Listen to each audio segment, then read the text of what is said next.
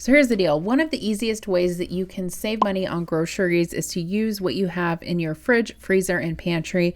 And today I'm showing you what I cooked this week, meal planning out of just that. We're making some creamy lemon chicken, red beans and rice, shrimp boil. We're also making breakfast tacos. I'm also going to make some chicken tacos, some cookies, and some banana pudding. So let's get started. Here is tonight's meal from the pantry, fridge, and freezer. So I actually printed this recipe off a while back. It's for creamy lemon chicken breast. And I thought I have all of these ingredients. Well, most of them, but I'm gonna make a couple substitutions. They'll probably be fine. I got some half and half. The recipe calls for heavy cream, but we're gonna make it work. 2 lemons, some butter, chicken. I took this chicken out of the freezer yesterday and I've just been thawing it in the refrigerator. The recipe calls for chicken breasts. These are tenders. It's all gonna be fine. Some pappardelle pasta, and then I have some broccoli that I had blanched a couple weeks ago and put in the freezer, so we'll cook that up as well. So I've got my water boiling, but the pasta only takes 8 minutes, so I'm not gonna put the pasta in quite yet. I've got my chicken breast chicken tenderloins, chicken breast tenderloins, whatever the heck they are, out here on a cutting board. I just season them with salt and pepper on both sides. And then I have some flour here. This wasn't in the recipe, but I added a little bit of lemon zest to the flour mixture, just because I thought that would be a tasty addition. And then I've got some butter with a little bit of oil in the skillet right here. We're just gonna take the chicken, coat it in the flour, and then drop it in the skillet. And at this point in time, you're not gonna cook the chicken through. You're just gonna saute it on the outside until it's golden brown. We're gonna end up removing it from the skillet, making the pan sauce, and then adding the chicken back to the skillet to cook the rest of the way. I'm actually excited to try this recipe because I think you guys have seen on my channel before. There is a lemon chicken dish that I make that my mom used to make when my sister and I were growing up, and it's a lemon chicken, but it's made with chicken broth, not a cream sauce. So I'm excited to try this. I think my kids are really gonna like it. And I'm probably using like way too much chicken, but I think this is gonna be a good leftover dish. So I figured I'll just cook it all up.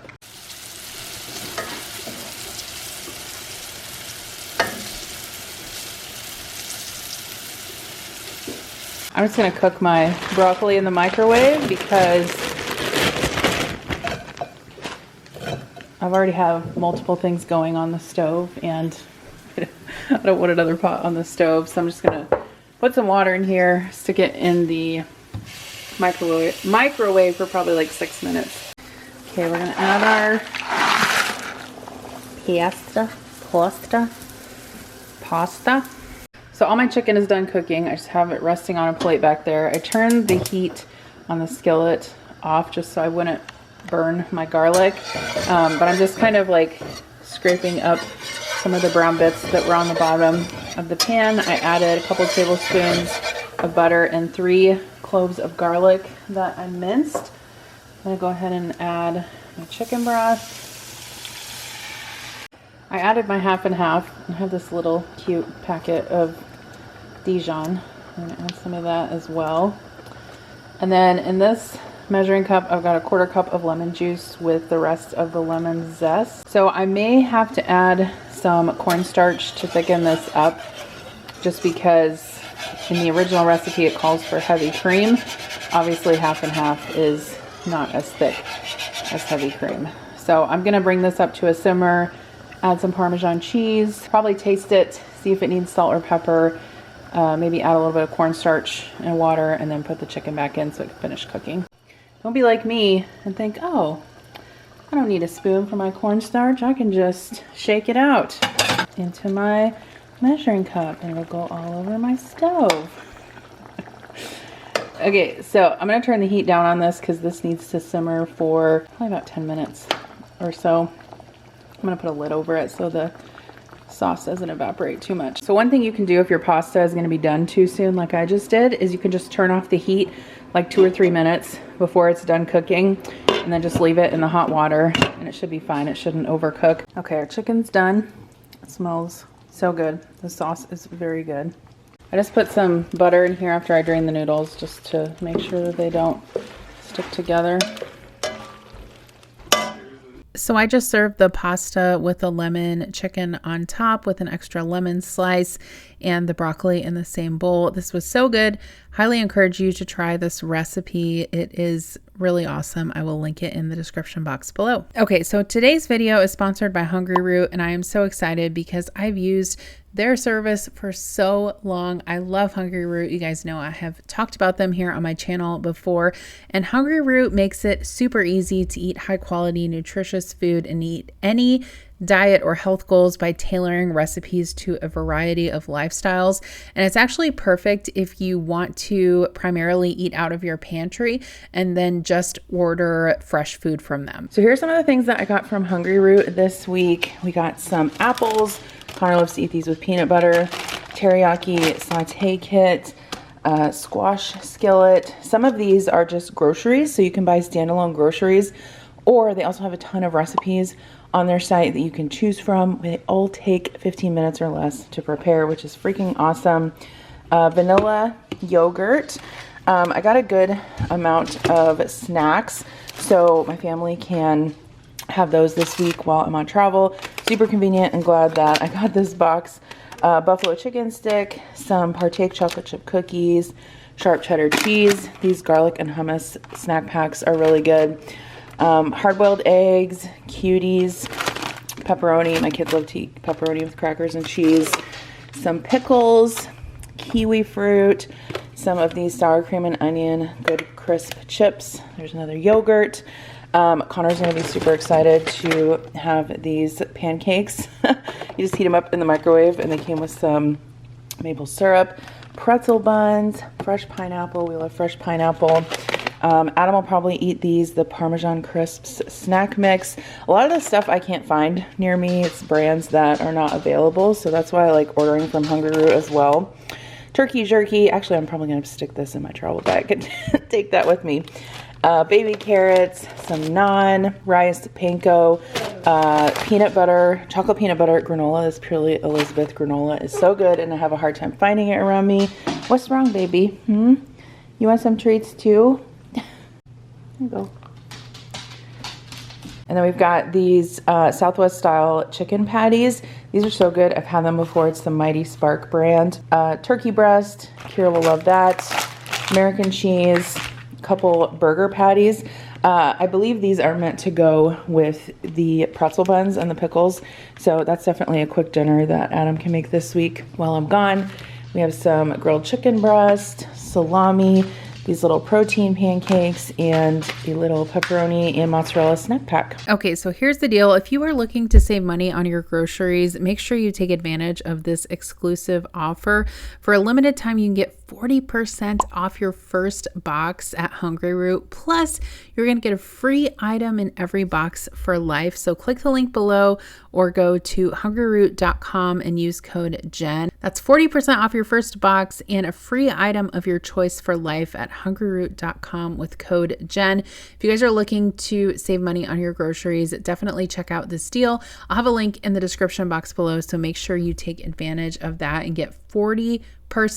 Yes, that's almost half off your first box. Next up, I'm going to make some red beans and rice. So I had this box of Zatarans in my pantry, and then I also had some of the andouille smoked sausage in my fridge.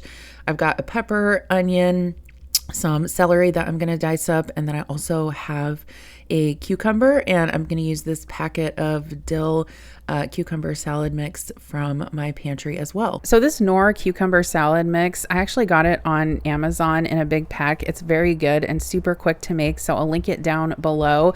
But this particular recipe on the Zatarans box, it doesn't call for like pepper and onion and celery and all of that stuff, but if I have it, I usually do add it because I think it makes it a little bit more flavorful and makes it taste a little bit more like homemade. So I'm just chopping everything up and putting that into my skillet. I like to start to saute the veggies first so that those can start to get tender before I add the sausage. So I've just got a nonstick skillet. Make sure you use one with a lid because you will need to cover this once you add the rice and the water and everything. But I'm just sauteing that in some oil and just going to give those veggies a little bit of a head start while I slice up the sausage. So this is also Zatarain's brand, and I can't even remember what I bought this for now, but it was in my fridge, and this stuff keeps for a super long time, so it's not like I needed to use it up urgently, but it was a really good meal to throw together. Adam really loves red beans and rice, so he's very excited whenever I make this. So just tossing that sausage into the pan. And then while that cooks up a little bit, I do like to let it render out a little bit of the fat. I'm going to go ahead and start slicing up my cucumber.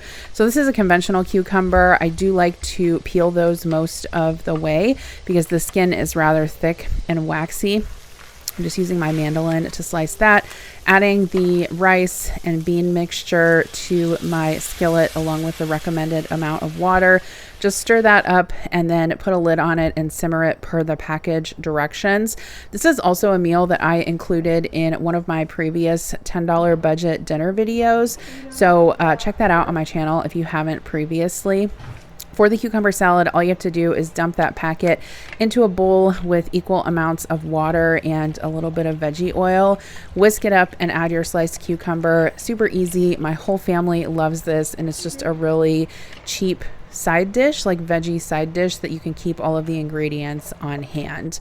So my rice and beans are cooking away here. I do like to keep that over pretty low heat so that the rice has a chance to cook. And I did also have some green onions in the refrigerator as well. So I went ahead and sliced those up thin, added it to the top with the cucumber salad on the side. This was such a super easy and delicious meal. So make sure you try it soon. So I'm not sure why I have this random Ziploc bag of orange Reeses pieces in my pantry, but we're going to use them to make cookies so we can use them up. So I've got some white sugar, some brown sugar in my stand mixer bowl. I added 2 sticks of butter, which I softened in the microwave. And this is like a peanut butter cookie recipe, but with Reese's pieces in it, sort of like chocolate chip cookie recipe, except it's got the peanut butter in the batter also. So I'll link this down below. It turned out really good. I added my peanut butter, a couple eggs, and some vanilla bean paste, and I'm just going to go ahead and mix that up before I add the dry ingredients. A lot of recipes tell you to sift the dry ingredients. I typically don't bother with that when I'm just making cookies. So I added my flour and leavening agents, and then I'm going to go ahead and add the 1 cup of Reese's pieces. I guess I'll have to make these again because I still have more left in that bag in my pantry. And then I scoop these out onto a tray using my cookie scoop, and I'm just taking like 2 or 3 of those Reese's pieces and pressing them into the top of the cookies so that when they bake in the oven, there will be a couple on the top of each cookie. These did take a bit longer than the original recipe said to cook, and I probably should have baked them a little bit more because they were a little bit soft, but they still turned out really great and my kids loved them. I also finally got a new cake dough at Walmart, so I can link that down below as well. So tonight for dinner I had 0 inspiration and 0 plans, so this is what we're gonna make. I have some leftover tater tots in the fridge. I'm gonna crisp these up in a skillet and we're gonna make some breakfast tacos. So I've got cheese, tortillas, eggs, and then I have a little bit of breakfast sausage here. So I just put some oil in my skillet. I'm going to add these tater tots, and then as they cook, I'm going to kind of smash them up a little bit, break them up and crisp them. And then I'm just going to cut my sausage up and add it to the skillet as well.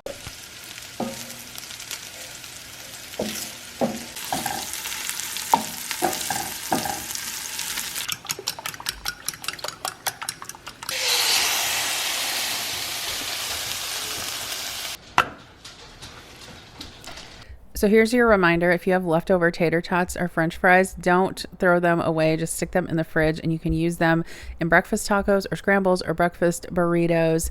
I also had some fruit on the side. This was a super simple meal that hit the spot and it took me like 10 minutes to make. Okay, so Adam actually got some Gulf shrimp from someone that he works with, And Connor has been asking if we could do a shrimp boil at home. And so I thought, why not do this? Because I had most of the ingredients on hand. I only had to buy basically some corn and some extra Old Bay seasoning. So I'm going to go ahead and cut up my onion. This is obviously not a super traditional shrimp boil that like you would do outside, but it has all of the same ingredients, and we're just going to do it on the stovetop. So I had a big pot of water. I added some Old Bay seasoning to there, added my chopped onion. I'm also going to add some lemon to that as well. And then I did have some andouille sausage in the refrigerator, so we're going to use a little bit of that as well. Some garlic. So I'm going to go ahead and smash about 4 cloves of garlic, add those to the pot. And basically you just add everything in stages.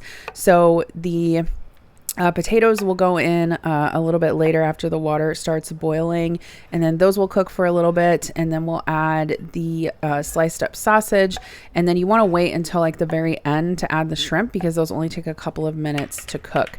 And then in the pantry I had this box of Red Lobster Cheddar Bay biscuit mix.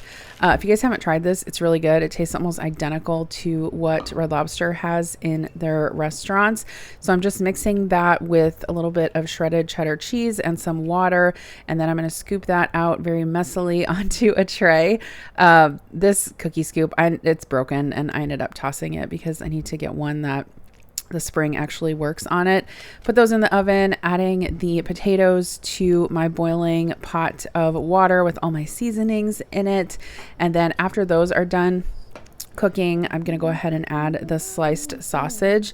I was just remembering also that we did a foil packet shrimp boil, like inspired thing at one point when we were camping, and that was good also. But this is a really great meal to make, especially if you have shrimp in your freezer.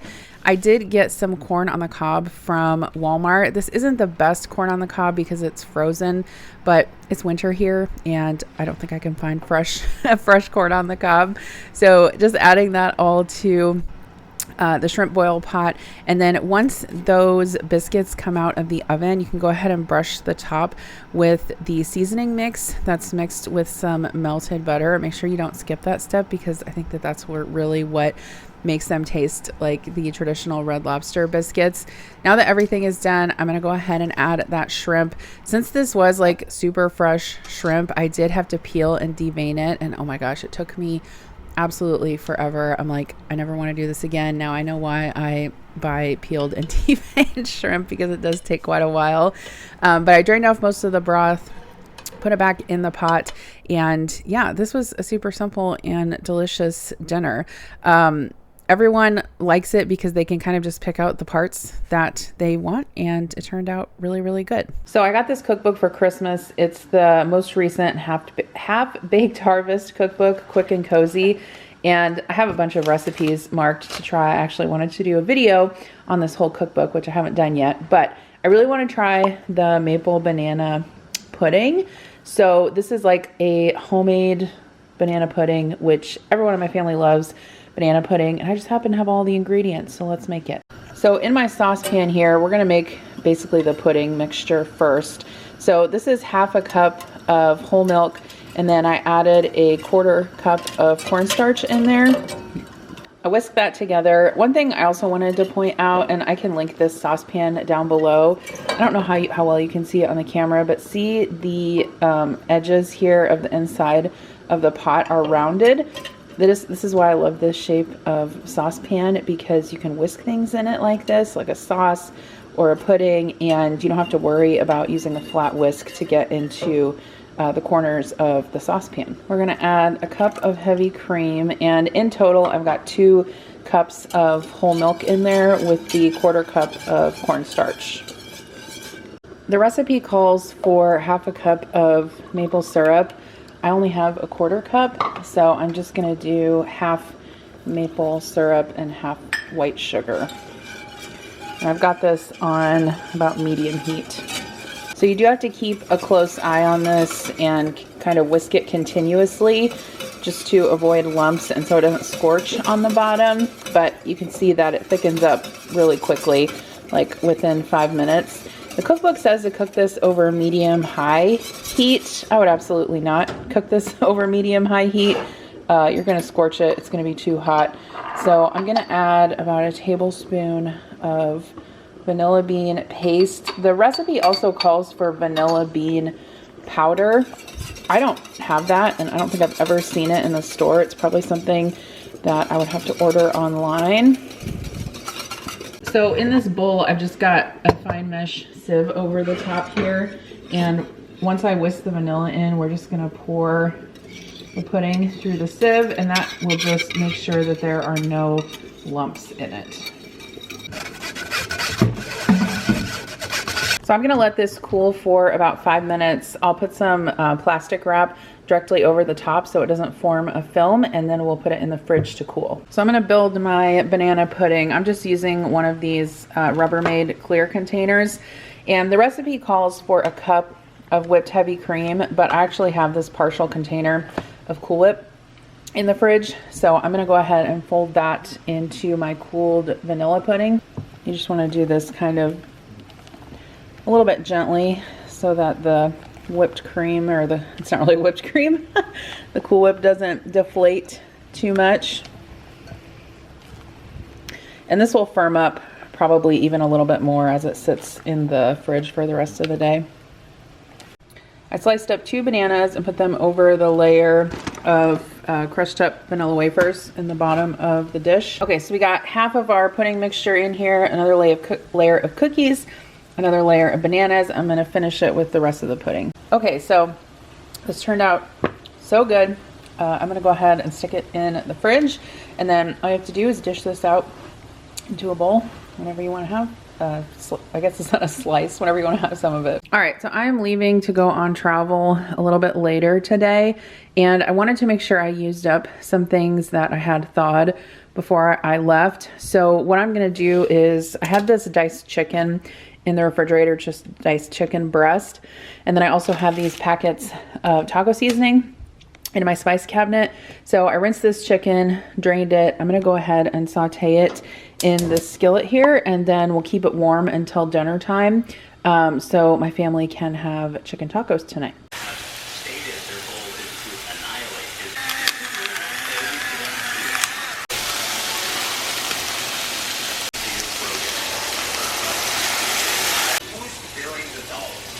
So I added my seasoning and a couple, I would say like maybe half a cup of water. So I'm just gonna simmer this for a little bit. One thing I will say is, with cut up chicken like this, it is going to release a lot more liquid than when you cook a chicken breast, because there's so much more surface area with every piece of chicken. So I just cook it until all of the liquid evaporates and the chicken starts to brown. Okay, so we just got our taco meat on keep warm. I'm gonna add a little bit more water to this so it doesn't get too dry. And then in the fridge, I just shredded up some cheese. I cut up some lettuce. We've got sour cream, salsa, and tortillas that they can have for dinner. I also used my vacuum sealer to vacuum seal some produce. So I put zucchini, some carrots, and some cucumbers. We're gonna see if these last. I'm sure they will for 5 days while I'm gone.